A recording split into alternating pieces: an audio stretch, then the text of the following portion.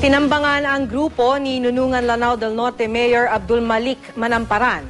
12 ang namatay habang nasugatan naman ang alkalde. Posibleng isama ang naturang bayan sa humahabang listahan ng areas of immediate concern ngayong eleksyon 2013. Makibalita tayo kay Donna Timbal Sinahon. Pauwi na raw mula sa pangangampanya sa Barangay Malaig ang grupo ni na Mayor Abdul Malik Manamparan ng Nunungan, Lanao del Norte. Sakay ng isang dump truck at ilan pang sasakyan, tumulak sila papuntang poblasyon. Pero hindi pa man sila nakakalayo, pinaulanan na sila ng bala ng hindi pa matukoy na bilang ng mga salarin. 5 minutes siguro natakbo na, no? Mga around 250 meters away from the community. Nasa loob. Nasa sita ko narinig ko lang bang.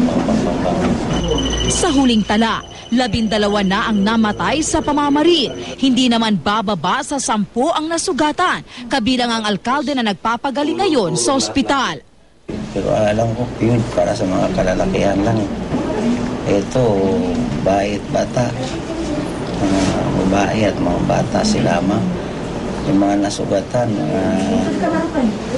at namatay. May mga estudyante rin dito sa Iligan.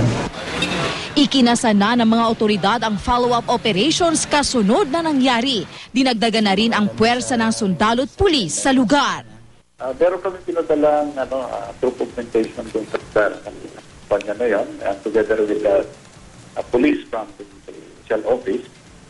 So, ongoing yung investigation ng police at kami naman ay implement namin yung security measures doon para mapigilan kung meron pa mang magsasagawa o Sa ngayon, patuloy na inaalam ang motibo sa krimen at kung sino ang nasa likod nito. Hindi raw isinasantabi ng mga otoridad ang anggulong may kaugnayan sa politika ang ambush.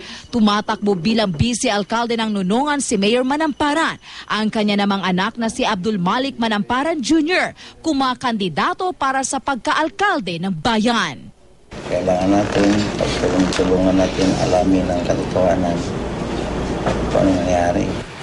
Donna Timbal Sinahon, Nagbabalita, Pilipinas.